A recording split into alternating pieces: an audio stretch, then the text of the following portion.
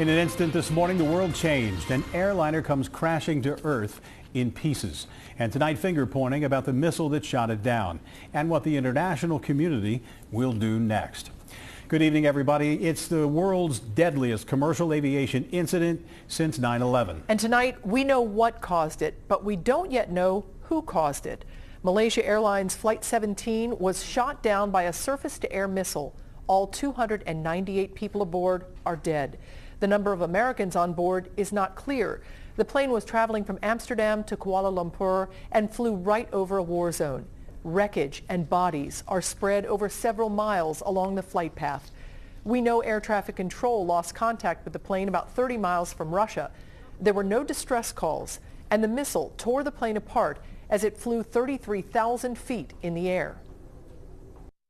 The flight's passengers and crew came from many different countries. But today, regardless of nationality, we are all united in grief. Now the finger pointing begins. Ukraine's president blames Russian separatists. He says, quote, "I want to point your attention to the fact that we call it neither accident nor catastrophe. It is a terrorist attack." But Russian President Vladimir Putin blames Ukraine. He says this tragedy would not have happened if there had been peace on that land, or in any case, if military operations in southeastern Ukraine had not been renewed. Tomorrow, the United Nations Security Council will hold an emergency meeting on Ukraine. Well, it's very likely only a handful of people really know what happened to cause today's disaster. So for the rest of us to figure it out, we must begin at the end and build backward.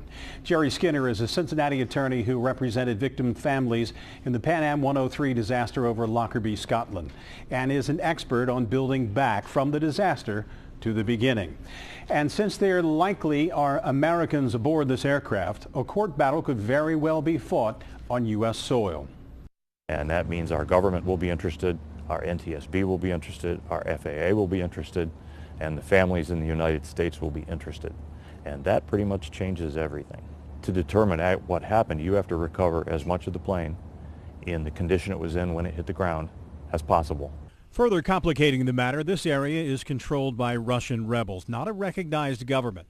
So will investigators be given access to do their work? There's going to be people around, insurgents, Ukrainians, Russians, all the combatants and what's going on, to move things, to disturb things. They have to get security. That's number one. Secondly, they need to get people in there that are qualified. And I don't know what the Ukraine has in terms of investigative authorities, but I would think that an invitation to the NTSB would be appropriate.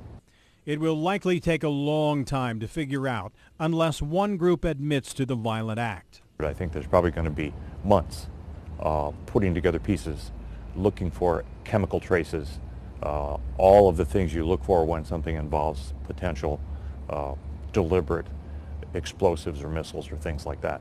It took many months for them to come to the conclusion that TW-800 was not a missile. The U.S. FAA warned American carriers to stay out of the area because it's a war zone. As far as we can tell, no American carriers are flying in this airspace. Seems just like simple common sense. You don't fly a commercial flight into an area where there are active threats of violence. You avoid those things. And in fact, when you look at this live radar showing flights in the area, you can plainly see that most of the aircraft are flying around Ukraine. In fact, there is a circle where there are few aircraft, most of them just interior to the country of Ukraine. Cammie, back to you. All right, Rob, thank you. And remember to stay right here with Local 12, local12.com, and CBS News for the latest information on the airliner attack. Plus, we will have full coverage on Good Morning Cincinnati beginning at 4:25 tomorrow morning.